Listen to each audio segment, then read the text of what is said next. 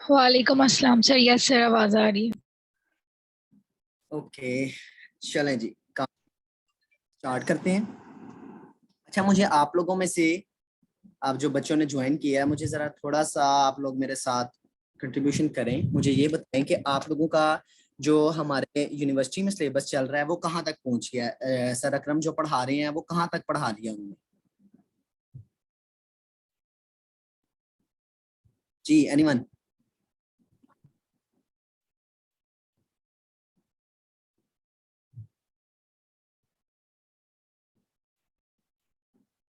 Hello, आवाज आ रही है आपको मेरी?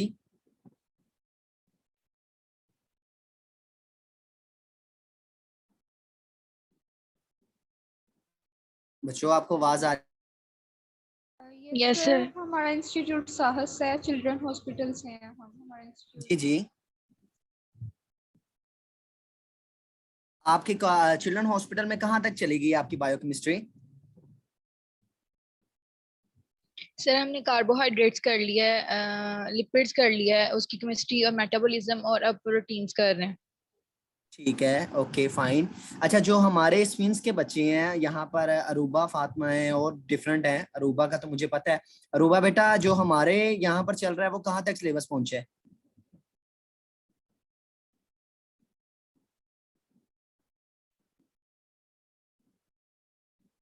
अगर कोई और बताना चाहे कि स्विंस का सिलेबस, काइंडली मुझे बता दें कि कहाँ तक पहुंच चुका है।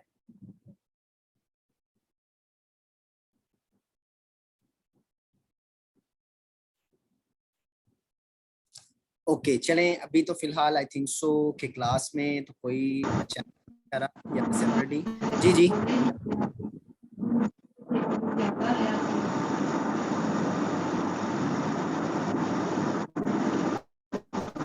जी मरियम, आप कुछ कहना चाह रही हैं?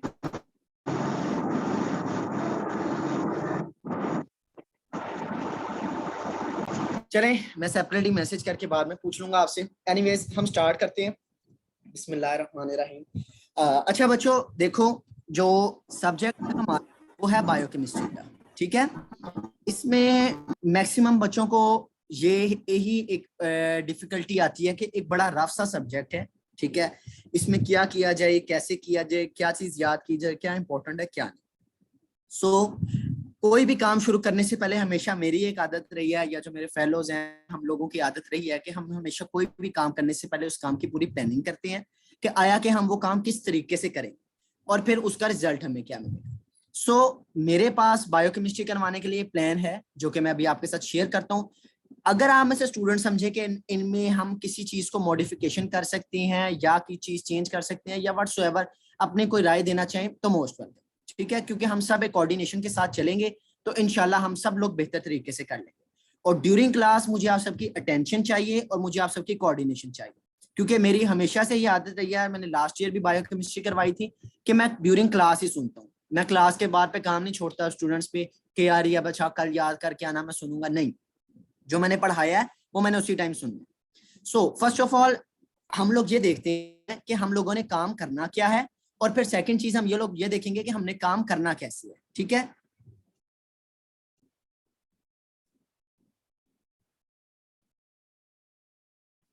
ओके। सो आपको स्क्रीन शेयर हो रही है मेरी? Yes sir. ओके, अच्छा, ओके।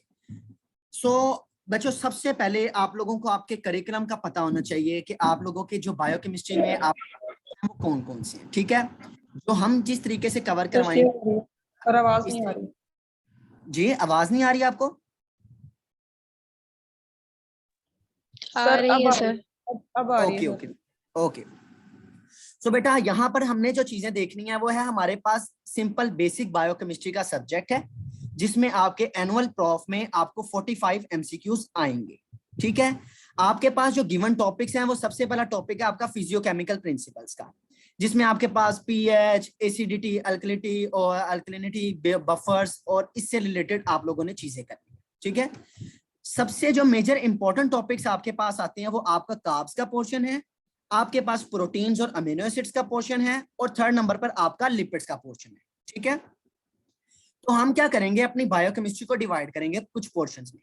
सबसे पहला जो पोर्शन होगा वो हमारा पोर्शन होगा कार्बोहाइड्रेट्स, प्रोटीन्स और लिपिड्स, ताकि हम लोगों की तैयारी भी साथ साथ होती रहे। ये नहीं कि हम सिर्फ पढ़ते जाएं, हम उसको तैयार भी साथ साथ करें। जो सेकंड पोर्शन हम बनाएंगे वो हम अपना बनाएंगे विटामिन, मिनरल्स, एंजाइम्स और न्यूट्रिशन का। और जो थर्ड और लास्ट पोर्शन हम बनाएंगे वो हम बनाएंगे फिजियोकेमिकल प्रिंसिपल्स का। अब जब हम कार्बोहाइड्रेट, प्रोटीन और लिपिड्स करेंगे तो इनके अंदर हम लोग बेसिक स्टेप्स बाय स्टेप चलेंगे। हमारा तरीकेकार ये होगा कि हमारे पास हम हर टॉपिक को 2 मेजर पोर्शंस में डिवाइड करेंगे। लाइक अभी हम कार्ब्स को डिवाइड कर लेंगे कार्ब्स की केमिस्ट्री पे और कार्ब्स के मेटाबॉलिज्म पे, ठीक है। फिर हम line wise step by step metabolism को कंटिन्यू करते रहेंगे, एक एक साइकिल, 2 साइकिल या जो भी चीजें होंगी वो हम उसको पढ़ेंगे, उसको याद करेंगे और हम उसको खत्म करते जाएंगे। फिर हम अपनी केमिस्ट्री की तरफ आ जाएंगे और केमिस्ट्री में भी हम इसी तरीके से जो इंपॉर्टेंट पॉइंट्स होंगे हम कोशिश करेंगे कि हम उनको मैक्सिमम कवर करें। ओके, यहां तक क्लियर है आप सबको? Yes sir. ओके, अब जो नेक्स्ट चीज है हमारे पास वो ये है कि हर दफा बहुत दफा ये चीज सामने आती है कि आया कि हम तैयारी करें कहाँ से, या हमें फेस ये प्रॉब्लम आती है कि हम पढ़ाएं कहाँ से। तो लास्ट ईयर भी जिस तरीके से हमने किया और इस साल भी जो हमारी प्लानिंग थी कि मैक्सिमम बच्चे, हमारे पास बुक्स होती हैं काफी ज्यादा, हमारे पास फाइक अहमद भी है, हमारे पास मुख्तार हाशमी की भी है और उस मुश्ताक अहमद की भी है, तो डिफरेंट बुक्स होती हैं। अब अगर हम एक बुक से करवाते हैं तो जो स्टूडेंट दूसरी बुक के साथ कंसर्न है वो कहता है कि यार ये क्या बात है, अगर आप हाशमी से करवा रहे हो मैं मुश्ताक पढ़ रहा हूँ, चीजें सेम है, लेकिन फिर भी क्वेश्चन आता है कि नहीं जी हमें यहाँ से। तो इस दफा जो हमने कोशिश की है कि हमने तीनों बुक्स को मिलाकर मुश्ताक से, हाशमी से और फाइक से अपनी स्लाइड्स बनाई हैं, जिनके अंदर हमने कोशिश किया कि ज्यादा से ज्यादा मेन पॉइंट्स को कवर किया जाए, ठीक है। मेन पॉइंट्स को कवर करके और जो चीजें याद करने वाली है वो यहीं पर याद करवा दी जाए। उसके बाद ये अप टू स्टूडेंट है कि वो किस बुक से उसको पढ़ना चाहता है। इंशाल्लाह स्लाइड्स याद करने के बाद, टॉपिक याद करने के बाद आप जिस मर्जी बुक से पढ़ लें, आप लोगों को इसमें किसी किस्म की डिफिकल्टी नहीं हो। सो ये था आप लोगों का करिकुलम जो कि आप लोगों ने देखना है। कार्बोहाइड्रेट्स में हमारे पास सबसे पहले है introduction and classification of carbohydrates, important monosaccharides हैं, डाइसेक्राइड्स हैं और पॉलीसेक्राइड्स हैं, और regulation of blood glucose level. So बच्चे ये जो 3 टॉपिक है ना, ये आपकी कह लें केमिस्ट्री से रिलेटेड है, ठीक है, जिसमें आपने केमिस्ट्री पढ़नी है सिर्फ कि मोनोसेक्राइड्स में हमारे पास ग्लूकोज, फ्रुक्टोज और डिफरेंट जो आते हैं, डाइसेक्राइड्स में ये, पॉलीसेक्राइड्स में। और जो ये 5 साइकिल्स हैं ये आपके हैं आपके मेटाबॉलिज्म से रिलेटेड, ठीक है। सो आज हमारा जो टॉपिक है, पहला टॉपिक है जिसे हम अपना स्टार्ट लेने जा रहे हैं, वो है हमारा ग्लाइकोलाइसिस, ठीक है। सो हम ग्लाइकोलाइसिस स्टार्ट करेंगे, इसकी डिटेल्स पढ़ेंगे, इसके साइकिल को पढ़ेंगे, इसके साइकिल को अभी याद करेंगे और अभी क्लास में सुनाएंगे और फिर इंशाल्लाह उसको हम वाइंड अप करेंगे। सो स्टार्ट करते हैं आज का लेक्चर। बिस्मिल्लाहिर्रहमानिर्रहीम। ओके, सो ग्लाइकोलाइसिस अब हम स्टार्ट करने वाले हैं। इसमें सबसे पहले हम क्या देखेंगे, हम ग्लाइकोलाइसिस का इंट्रोडक्शन देखेंगे कि बेसिकली ग्लाइकोलाइसिस है क्या। सेकंड नंबर पर हम पढ़ेंगे कि इसकी सिग्निफिकेंस और साइट ऑफ ग्लाइकोलाइसिस क्या है। थर्ड नंबर पर हम देखेंगे कि हमारे पास ग्लाइकोलाइसिस की टाइप्स कौन कौन सी हैं। फोर्थ नंबर पर हम देखेंगे कि ग्लाइकोलाइसिस स्टेप्स कौन कौन से हैं। और फिफ्थ नंबर पर हम उसकी एटीपी कैलकुलेशन करेंगे। स्टेप बाय स्टेप हम एक एक चीज को याद करते जाएंगे। सो स्टार्ट करते हैं।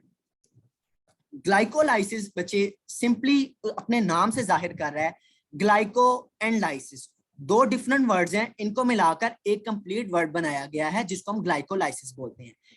इसका मतलब ये है कि शुगर की breakdown. Simple, glyco mean sugar, glyco mean sweet और लाइसिस मीन ब्रेकडाउन। जिस तरह हम वर्ड यूज करते हैं हेमोलिसिस, तो हेमोलिसिस का मतलब होता है ब्लड की breakdown. Glycolysis means breakdown of sugar.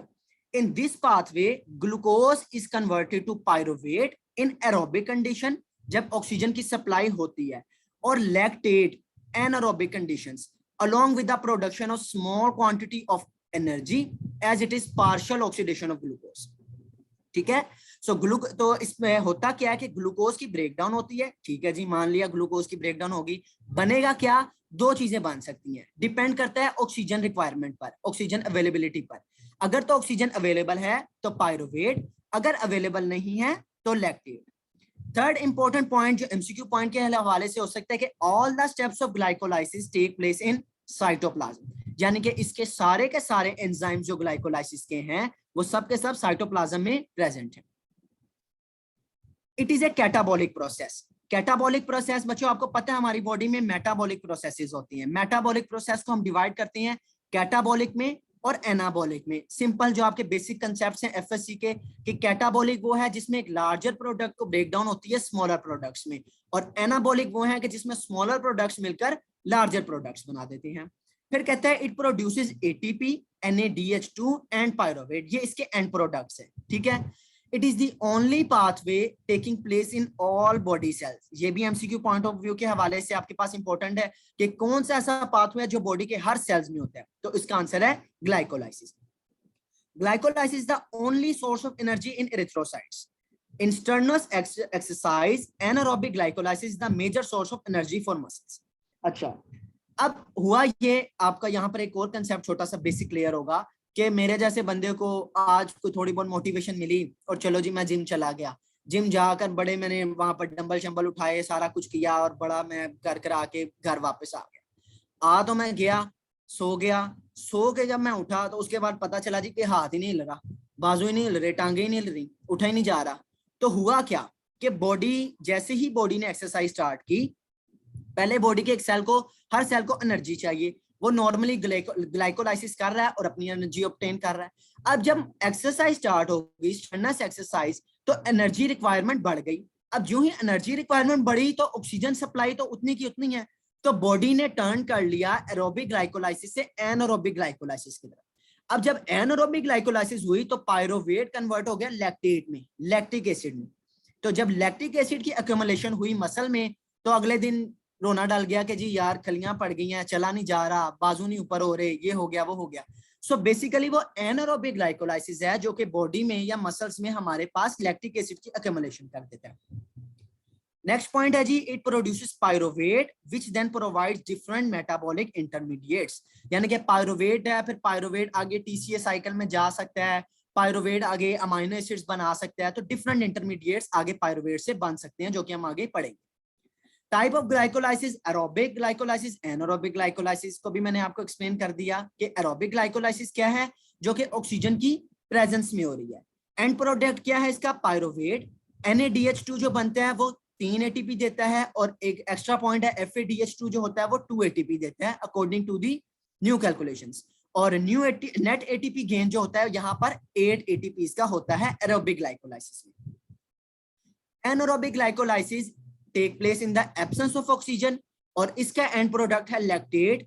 NADH2 जो होता है वो रिड्यूस कर देता है पायरोवेट से लैक्टेट में, यानी कि एरोबिक से बन गया पायरोवेट। अब पायरोवेट के बाद चूंकि ऑक्सीजन सप्लाई कम है तो वही पायरोवेट रिड्यूस होकर लैक्टेट बना देता है, और नेट ATP गेन जो होता है इसका 2 ATP होता है। अच्छा बच्चों, कुछ चीजें याद रखना यहाँ पर कि बायोकेमिस्ट्री में मोस्टली चीजें हमारे पास इसी तरह बुकिश लाइंस होती हैं, बुकिश थिंग्स होती हैं, जो कि हमें सिंपल एंड इजी लगती हैं कि यार ये चीजें।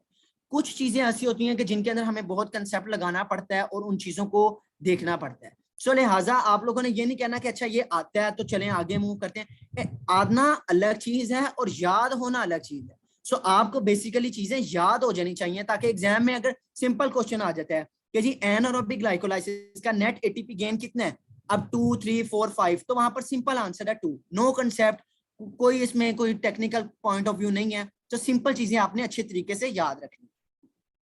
चलें अब हम चलते हैं अपने स्टेप्स ऑफ ग्लाइकोलाइसिस की तरफ। ये इंपॉर्टेंट है, ये हमने अभी 2 से 3 मिनट के अंदर सारे स्टेप्स याद करने हैं, सारे एंजाइम्स याद करने हैं और सुनाने, ठीक है। 2 दफा मैं रिवाइज करूंगा, तीसरी दफा मैं आप लोगों में से किसी से रिवाइज करवाऊंगा। तरीकेकार मेरा यही रहा है शुरू से कि पहले सिर्फ सबस्ट्रेट और प्रोडक्ट्स के नाम, ये देखें ये बीच में यहाँ पर आपके पास सिर्फ सबस्ट्रेट और प्रोडक्ट लिखे हुए हैं, ग्लूकोज से लेकर pyruvate.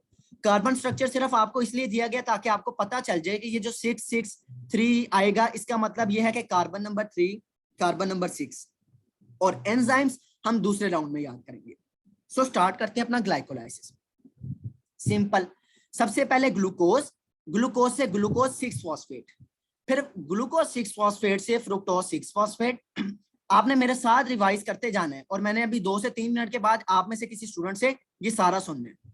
Glucose, glucose 6 phosphate, fructose 6 phosphate, fructose 1,6 bisphosphate, DHAP dihydroxy acetone phosphate, और ग्लिसरॉल्डिहाइड 3 फॉस्फेट।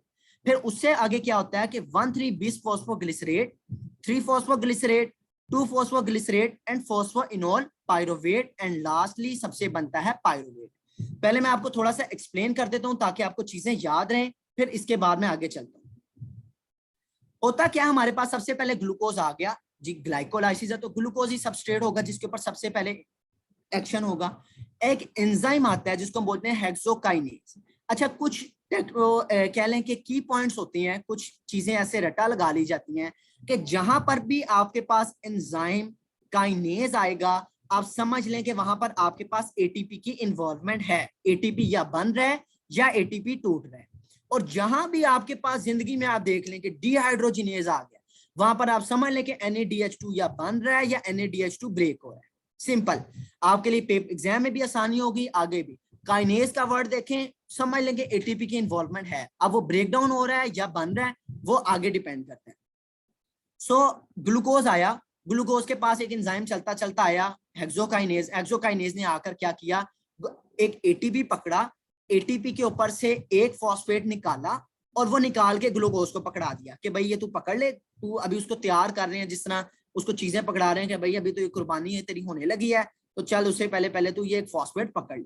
और जो एटीपी से एडीपी बना उसके दौरान एनर्जी रिलीज हुई और उस एनर्जी के थ्रू ये जो है ग्लाइकोलाइसिस अगले स्टेप पर आ, ग्लूकोज 6 फॉस्फेट। अब एक बंदा आया आइसोमरेज, जिसका काम क्या है कि इसने बंदे के रूप को बदल देना है। आइसोमरेज ने आकर क्या किया, ग्लूकोज 6 फॉस्फेट को कन्वर्ट करवा दिया फ्रुक्टोज 6 फॉस्फेट। केमिस्ट्री आपको मेरे से अच्छी आती होगी, अब तो खैर मुझे भूल भी गई है। ऑर्गेनिक केमिस्ट्री जो कि FSC में अभी आप लोगों ने ताजा पढ़ी होगी, आइसोमेरिज्म पढ़ा होगा, स्ट्रक्चरल आइसोमेरिज्म पढ़ा होगा, ठीक है। उसके अंदर फंक्शनल आइसोमेरिज्म होता है, फंक्शनल ग्रुप आइसोमेरिज्म। अब आपको सिंपल पता है कि ग्लूकोज के अंदर कौन सा हमारे पास होता है फंक्शनल ग्रुप, एल्डिहाइड, और फ्रुक्टोज में होता है कौन सा, कीटोनिक। स्ट्रक्चर भी आपको इनके याद होंगे, ठीक है। तो सिर्फ एक कार्बन को आगे पीछे करने से ग्लूकोज फ्रुक्टोज में चेंज हो। तो उसने क्या किया, आके एक कार्बन उठा के इधर किया, इधर किया, इधर किया, तो ग्लूकोज 6 फॉस्फेट कन्वर्ट हो गया फ्रुक्टोज 6 फॉस्फेट में। अब फ्रुक्टोज 6 फॉस्फेट के पास फिर से काइनेज आया, फॉस्फोफ्रुक्टोकाइनेज। फिर काइनेज आ गया तो इसका मतलब फिर एटीपी के कुछ ना कुछ गड़बड़ है। तो अब एटीपी आया, उसने फिर से एटीपी से एक फॉस्फेट लिया और वो भी फ्रुक्टोज 6 फॉस्फेट को पकड़ा के उसको फ्रुक्टोज 1,6 बिस फॉस्फेट बना दिया कि ये एक फॉस्फेट इधर कार्बन नंबर 1 पे लग गया, दूसरा कार्बन नंबर 6 पे लग गया। अब फ्रुक्टोज 1,6 बिस फॉस्फेट उन्होंने तैयार करके आगे भेज दिया। अब आया जी आल्डोलेज। आल्डोलेज आया, आल्डोलेज ने अपनी चाकू छुरियां निकाली, पकड़ के इसको दो हिस्सों में डिवाइड कर दिया, इनके दरमियान धड़ार डाल दी, दो दोस्तों को लड़वा दिया और वो दोनों अलग अलग हो गए। एक ने कहा मैं अपना फंक्शनल ग्रुप अलग पकड़ूं, दूसरे कहा मैं अपना फंक्शनल ग्रुप अलग, तो दोनों अलग अलग बन गए। एक बन गया dihydroxy acetone phosphate, DHAP, dihydroxy acetone phosphate, और दूसरा बन गया ग्लिसरल्डिहाइड 3 फॉस्फेट, ठीक है। अब ये दोनों थे, आहिस्ता आहिस्ता इनकी सुलह हो गई, तो DHAP ने कहा कि चल यार मैं भी ना ऐसा करता हूँ, ग्लिसरल्डिहाइड 3 फॉस्फेट ही बना देता हूँ।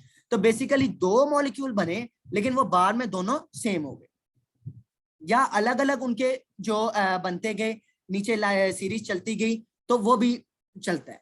अब ग्लिसरल्डिहाइड 3 फॉस्फेट के पास एंजाइम आया, उसने ग्लिसरल्डिहाइड 3 फॉस्फेट डीहाइड्रोजिनेज। अब डीहाइड्रो लफ्ज जाहिर कर रहा है कि ये वाटर रिमूवल करवाएगा, डीहाइड्रो। और डीहाइड्रोजिनेज मैंने आपको यहाँ पर NADH2 की इन्वॉल्वमेंट होगी, ठीक है। सो ग्लिसरल्डिहाइड 3 फॉस्फेट, इसमें से हाइड्रोजन रिमूवल करवाया तो ये बन गया 1,3 बिस फॉस्फोग्लिसरेट। अब इसके पास फॉस्फोग्लिसरेट काइनेज दोबारा आ गया, फिर कहीं ना कहीं एटीपी की। अब उसने क्या किया, एडीपी को पकड़ा और यहां से एक फॉस्फेट, इसके पास था 1,3, तो कार्बन नंबर 1 वाला फॉस्फेट था वो निकाल के एडीपी को दे दिया, वो एटीपी बन गया, वो चला गया और पीछे रह गया 3 फॉस्फोग्लिसरेट। 3 फॉस्फोग्लिसरेट के पास एक एंजाइम आया म्यूटेज, जिसका काम भी सिर्फ छेड़खानी करने के अलावा कुछ नहीं है। इसने क्या किया, कार्बन नंबर 3 से उठाकर कार्बन नंबर 2 पर बना दिया, तो 2 फॉस्फोग्लिसरेट बन गया। अब 2 फॉस्फोग्लिसरेट के पास आया इनोलेज। इनोलेज का बेसिक फंक्शन है वाटर रिमूवल, कि ये वाटर को रिमूव करवाता है। इसने क्या किया, ग्लिसरेट में से वाटर को रिमूव करवाया, वाटर को रिमूव करवाने के बाद फॉस्फोइनोल पायरोवेट बना, और उस पे पायरोवेट काइनेज ने एक्ट किया तो वो कन्वर्ट हो गया फाइनल प्रोडक्ट में पायरोवेट में। ठीक है, सो यहां तक अगर किसी को किसी चीज की ना समझ लगी हो तो वो मुझसे पूछ सकता है।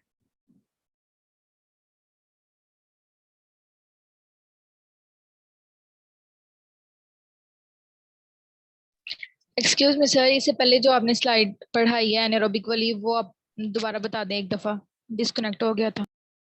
ओके ओके, यहाँ अभी आपको ग्लाइकोलाइसिस की समझ लग गई है? Yes sir. ओके,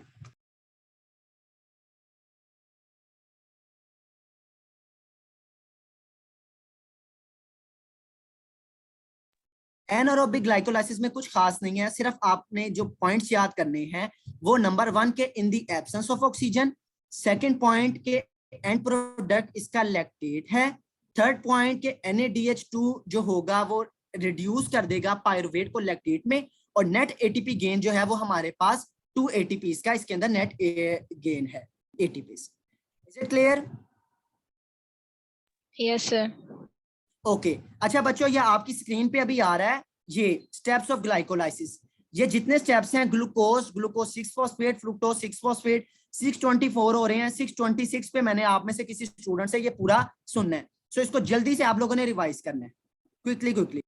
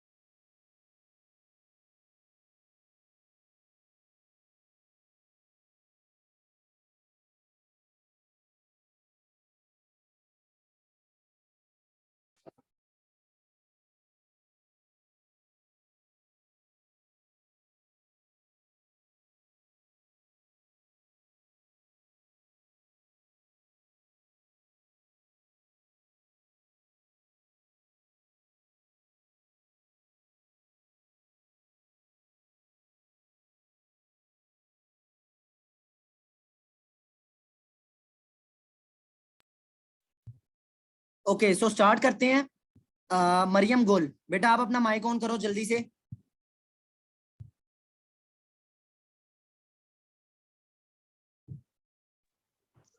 जी सर पूछें।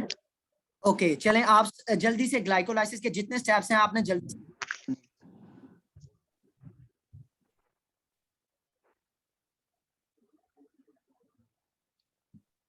जी बेटा, ग्लूकोज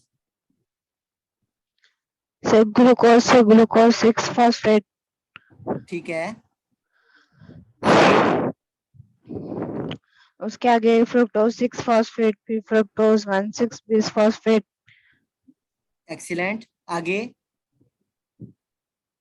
नेक्स्ट DHAP2G3P और ठीक, आगे 1,3 बिस फॉस्फो ग्लिसरेट, ग्लिसरेट, जी जी, ठीक है, नेक्स्ट आगे 3 फॉस्फोग्लिसरेट, 2 ठीक है, फॉस्फोग्लिसरेट, ठीक है, phosphoenol pyruvate and pyruvate.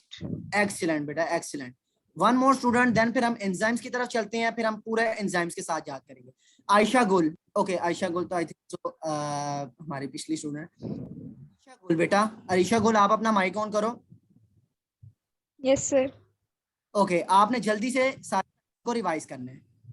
Sir सबसे पहले ग्लूकोज कन्वर्ट होता है ग्लूकोज 6 फॉस्फेट में, उसके बाद फिर ये कन्वर्ट हो जाता है फ्रक्टोज 6 फॉस्फेट में, फिर फ्रुक्टोज 1 ये fructose 6 phosphate fructose 1 6 bis phosphate में कन्वर्ट होता है, फिर आगे ये 2 में डिवाइड होता है डाईहाइड्रोक्सी एसीटोन फॉस्फेट और 3 ग्लाइसर aldehyde glyceraldehyde 3 phosphate phosphate, 3 excellent phosphate. Excellent. फिर उसके बाद ये कन्वर्ट हो जाता है 1,3 बिस फॉस्फोग्लाइसरेट में, फिर ये ठीक कन्वर्ट है, होता है 3 फॉस्फोग्लाइसरेट, फिर 2 फॉस्फोग्लाइसरेट और फॉस्फोफिनॉल पाइरोवेट और पाइरोवेट लास्ट प्रोडक्ट्स। एक्सीलेंट बेटा, एक्सीलेंट, शाबाश।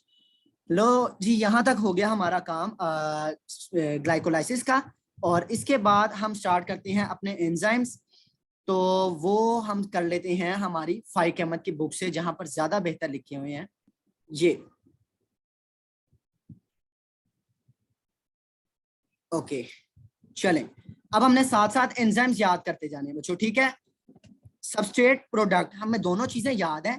हमने साथ साथ अपने जहन में ये भी रख लेना कि एटीपी टूटकर एडीपी बन रहा है, और कहां पर एडीपी से एटीपी बनेगा, और NADH2 कहां पर बनेगा। सो पहला स्टेप है ग्लूकोज से ग्लूकोज 6 फॉस्फेट, और एंजाइम्स जो यूज हो रहा है वो हेक्सोकाइनेज या ग्लूकोकाइनेज, दोनों में से आप जो मर्जी नाम ले रहे। अच्छा, एंजाइम्स भी अच्छे याद हो जाते हैं अगर आपको स्टेप के बारे में इंफॉर्मेशन कंप्लीट हो, ठीक है।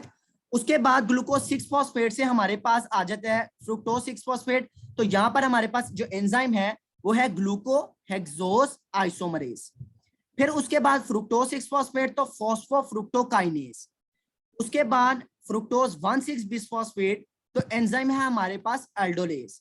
अब यहाँ पर DHAP और 3 फॉस्फोग्लिसरॉल्डिहाइड, इसमें फॉस्फोट्राइयोज आइसोमरेज, ठीक है। फिर 3 फॉस्फोग्लिसरॉल्डिहाइड से 1,3 बिसफॉस्फोग्लिसरेट में डिहाइड्रोजिनेज। उसके बाद फॉस्फोग्लिसरेट काइनेज, फिर दोबारा फॉस्फोग्लिसरेट म्यूटेज, फिर उसके बाद इनोलेज, और इनोलेज के बाद पायरोवेट काइनेज, और फिर हमारे पास पायरोवेट बन जाएगा। सो वंस अगेन दोबारा से हम जल्दी से याद करते हैं एंजाइम्स। पहले स्टेप का हमारे पास सिंपल आ गया ग्लूकोकाइनेज, दूसरे का आ गया ग्लूकोहेक्सोस आइसोमरेज, और तीसरे का आ गया फॉस्फोफ्रुक्टोकाइनेज। 3 एंजाइम्स याद हो गए, ग्लूकोकाइनेज, ग्लूकोहेक्सोस आइसोमरेज और फॉस्फोफ्रुक्टोकाइनेज, ठीक है। काइनेज, आइसोमरेज, फिर काइनेज। फोर्थ वन है आपके पास आल्डोलेज, ये तो सेपरेट हो गया भाई, आल्डोलेज अलग से आ गया। अब DHAP और 3 फॉस्फोग्लिसरॉल्डिहाइड, तो फॉस्फो आपको पता है पूरे साइकिल में फॉस्फो बार बार आ रहा है। ट्राइयोज मतलब 3 शुगर्स हैं दोनों के अंदर, और आइसोमरेज आइसोमरेज तो आपने याद रख लेना है 3 शुगर्स हैं, फॉस्फेट ग्रुप लगा हुआ है, फॉस्फोट्राइयोज आइसोमरेज, डन। फिर उसके बाद 3 फॉस्फोग्लिसरॉल्डिहाइड से 1,3 बिसफॉस्फो, यहां पर आपने याद रखना आपके पास डिहाइड्रोजिनेज एंजाइम है, ठीक है। फिर 1,3 बिसफॉस्फोग्लिसरिक एसिड, तो यहां पर इन दोनों में फॉस्फोग्लिसरेट है, लेकिन फर्क सिर्फ काइनेज और म्यूटेज का है। जब आप देखें कि 1,3 से 2 में जा रहे हैं, एक रिमूव हो रहा है, तो फॉस्फोग्लिसरेट काइनेज, और जब आप देखें कि 3 कार्बन नंबर 3 से कार्बन नंबर 2 पर जा रहा है, तो वो म्यूटेज। उसके बाद इनोलेज, इनोलेज के बाद पायरोवेट काइनेज, और पायरोवेट काइनेज के बाद पायरोवेट, डन। मैं जल्दी से आपको 1 मिनट दे रहा हूं, आपने इस 1 मिनट के अंदर ये एंजाइम्स, फिर मैंने एंजाइम समेत आपसे पूरा साइकिल सुनना है, क्योंकि एक दफा आपको ये साइकिल पूरा याद हो गया ना, तो समझे आपका ग्लाइकोलाइसिस का टॉपिक कंप्लीट हो जाता है।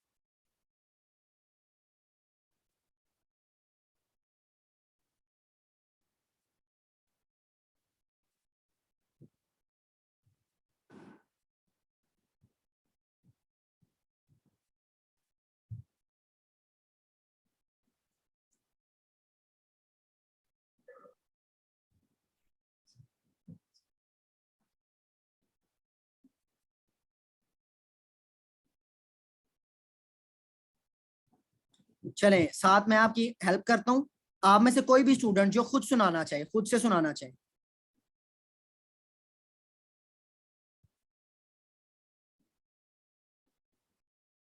जी, एनीवन? Yes sir. जी जी, शाबाश, कंटिन्यू।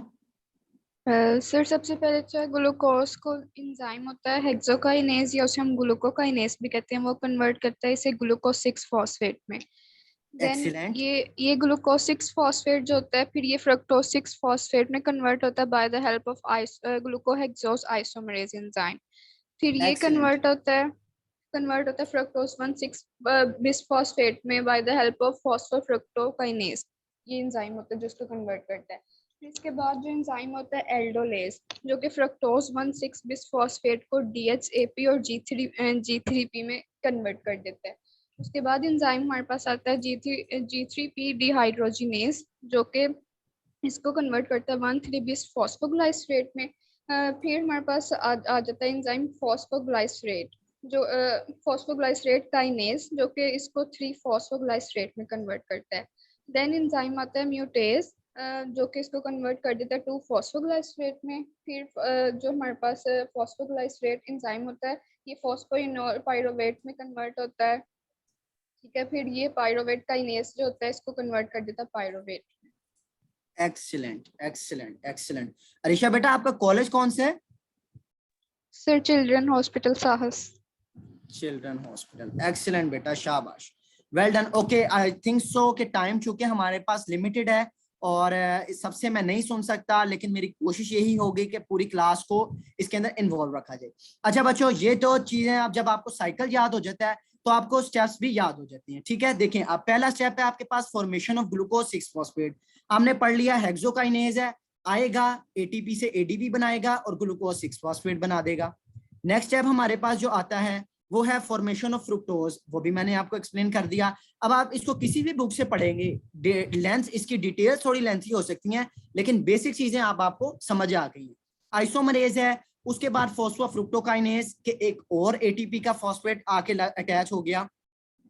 उसके बाद ग्लिसरल्डिहाइड 3 फॉस्फेट 2 हाफ्स में डिवाइड कर दिया। 6 कार्बन के मॉलिक्यूल्स थे, 3 मॉलिक्यूल्स के 2 अलग अलग मॉलिक्यूल बना दिए, तो वो दोनों बन गए ग्लिसरल्डिहाइड 3 फॉस्फेट और डाइहाइड्रोक्सी एसीटोन फॉस्फेट। ठीक है, उसके बाद हमारे पास आ गया इंटरकन्वर्जन हुई इन दोनों की आपस में, फिर 1,3 बिसफॉस्फोग्लिसरेट। 1,3 बिसफॉस्फोग्लिसरेट के बाद हमारे पास जो बना वो 3 फॉस्फोग्लिसरेट था, उसके ऊपर काइनेज ने एक्ट किया, एटीपी से फॉस्फेट ग्रुप अपना वापस निकाल लिया। फिर 2 फॉस्फोग्लिसरेट जिसने म्यूटेज की मदद से कार्बन नंबर 3 से फॉस्फेट निकालकर 2 पर कन्वर्ट कर दिया, और उसके बाद phosphoenol pyruvate and then in the end last में पायरोवेट।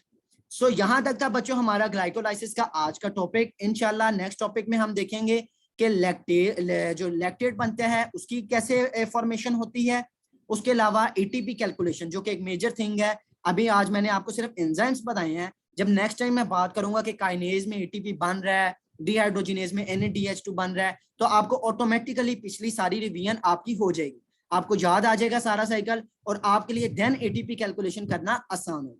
ये सिंपल से आपको वैसे भी याद हो जाएगा कि 8 है उसमें 2, लेकिन हैं बेसिक कंसेप्ट क्या, वो चीजें आपके लिए याद करना आसान है। और देन हमारा लास्ट टॉपिक रह जाएगा फेट ऑफ पायरोवेट के हवाले से, कि जब पायरोवेट बन जाता है तो फिर उसके बाद पायरोवेट का क्या होता है, कि वो सिट्रिक एसिड साइकिल में जा सकते हैं, वो हमारे पास ग्लूकोनियोजेनेसिस में जा सकते हैं, वो हमारे पास मैलिक एसिड बना सकते हैं, और हमारे पास अमाइनो एसिड्स की प्रोडक्शन में भी पायरोवेट यूज हो सकता है। लैक्टिक एसिड भी बनाएगा और हमारे पास अमाइनो एसिड्स की। तो कुछ चीजें हैं जो कि हमारी रह गई हैं, इंशाल्लाह हम इसको नेक्स्ट लेक्चर में जो हमारा रेगुलर सेशन स्टार्ट होगा तो हम उसके अंदर इसको डिस्कस करेंगे। आज के लेक्चर के हवाले से किसी भी स्टूडेंट का कोई क्वेश्चन हो तो आप में से पूछ सकती हैं। आज किसी चीज की समझ ना आई हो, या अगर आप समझते हैं कि आज के लेक्चर के हवाले से कोई फीडबैक कि इन चीजों को मजीद बेहतर किया जाए या कोई भी चीज, तो वो आप अभी, हमारे पास टाइम है ऑलमोस्ट 2 मिनट का, तो अभी आप लोग शेयर कर सकते हैं। सर ये बता दें कि जो स्लाइड्स आप शेयर करेंगे अगर हम उसको अच्छे से याद कर लें तो वही इनफ है, या फिर हम साथ मुश्ताक पढ़ें? नहीं बेटा, अगर आप देखें अभी हमारे पास टाइम बहुत ज्यादा है, अभी आप लोगों के एग्जाम्स हैं फरवरी में, ठीक है, तो अभी सिर्फ स्लाइड्स के ऊपर रहना आई थिंक सो कि इट्स नॉट एनफ, ठीक है। हालांकि हमने कोशिश की है कि स्लाइड्स के अंदर मैक्सिमम मटेरियल हम ले आए। आपके लिए याद करना आसान हो सकता है स्लाइड से, आप यूं कर लें कि आप बुक से पहले आप स्लाइड याद कर लें, ताकि जब आपको एक कंसाइज कंसेप्ट मिल जाए फिर आप अपनी बुक की तरफ चले जाएं। फिर आप पहले फाइक अहमद खोल लें, देन आप हाशमी की तरफ मूव कर सकते हैं, ठीक है। लेकिन अभी चूंकि हमारे पास टाइम भी है और इतना ज्यादा हमें वो सिलेबस भी है, क्योंकि जब यूएचएस पेपर बनाता है तो वो किसी एक स्पेसिफिक बुक से नहीं बनाता, वो कहीं से भी एमसीक्यूज ले सकता है। सो ज्यादा बेहतर होगा कि आप हर जगह से याद करें। सर क्या आप बुक्स के नाम ग्रुप में शेयर कर सकते हैं, रिलेटेड बुक्स? जी जी, मैं बुक जो है बुक्स का नाम वो मैं ग्रुप में शेयर कर दूंगा। Thank you sir. ओके, जज़ाक। चलें ठीक है बच्चों, आज के लिए आपके साथ हम लोगों का पहला लेक्चर, हम लोगों का जो एक जर्नी स्टार्ट होने वाली है उसका एक फर्स्ट क्लास आज आपके साथ अपने एंड पर है, ठीक है। किसी भी चीज, किसी भी किस्म की आपको कोई चीज कमी लगी हो या आपको कोई चीज समझ ना आई हो, आप लोग क्लास के बाद भी ग्रुप में भी और इवन हम लोगों को डायरेक्ट मैसेज कर सकते हैं किसी भी टाइम, कोई भी चीज के लिए हम लोग आपके लिए अवेलेबल हैं। तो आपको किसी भी किस्म की प्रॉब्लम हो आप लोग उसको शेयर कर सकते हैं। आज के लिए आप सबको अल्लाह हाफिज। अल्लाह हाफिज। अल्लाह हाफिज़ सर।